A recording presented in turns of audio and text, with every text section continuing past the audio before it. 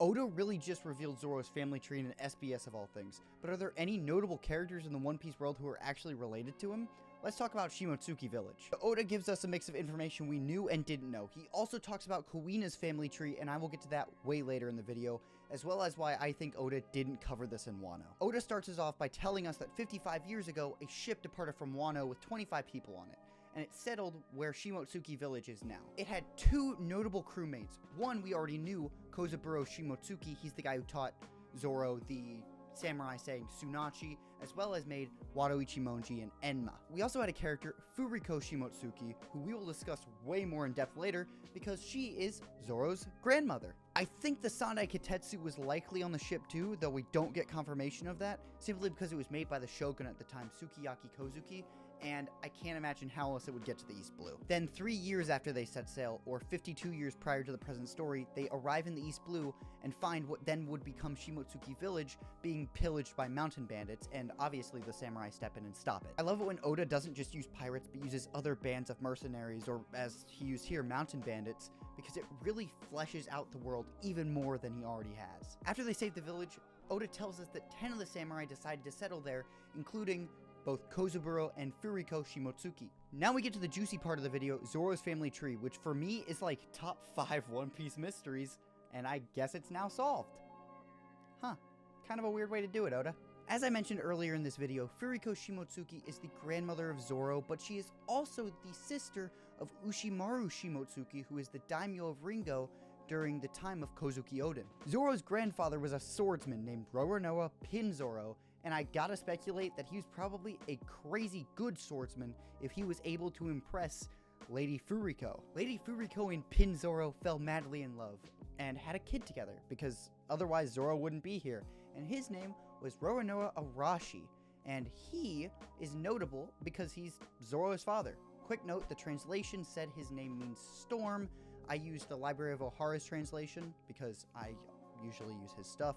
However, One Piece Scans and a few other locations did them as well. Also, this is a game changer for me when it comes to the relationship that Zoro and Luffy have, because Luffy, a pirate, asking a guy to join his crew who we now know's dad was killed by pirates, and him actually saying yes and putting aside his hatred and, you know, the reason he became the pirate hunter to join Luffy's crew is really cool. Zoro's mother is simply named Terra, and all we really get about her is that she was the daughter of thieves, but that's still more than we get about the next character we're discussing on the family tree on Kuina's side, because we are far from done. Before we jump into Kuina's family tree, which got my brain theorizing the most, mind you, this Shimotsuki lineage for Zoro confirms that he is a descendant of Ryuma the sword god who he fought at Thriller Bark. And Oda does confirm that even Zoro does not know this, and what kind of weird fate could be at play to cause those two to meet. I am not going to get into the topic of fate here, but I am going to jump right into Kuina's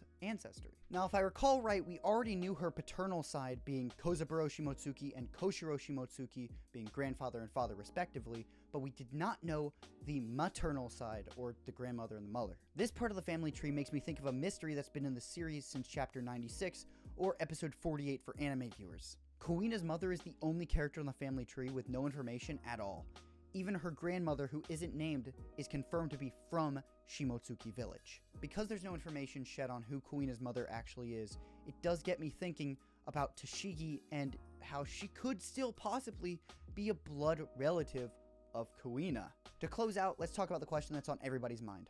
Why didn't Oda cover this in Wano? I mean, Zoro did visit Ringo, where his grandmother was royalty, so why didn't he dive into this? Well, I have a few ideas. Obviously, timing and pacing are a huge thing, and I do think if Oda opened this can of worms, he would not have been able to help himself with a flashback, and that would have added even more chapters to the already huge Wano arc. I also think while the impact itself on the community would have been huge, there would be theories left and right.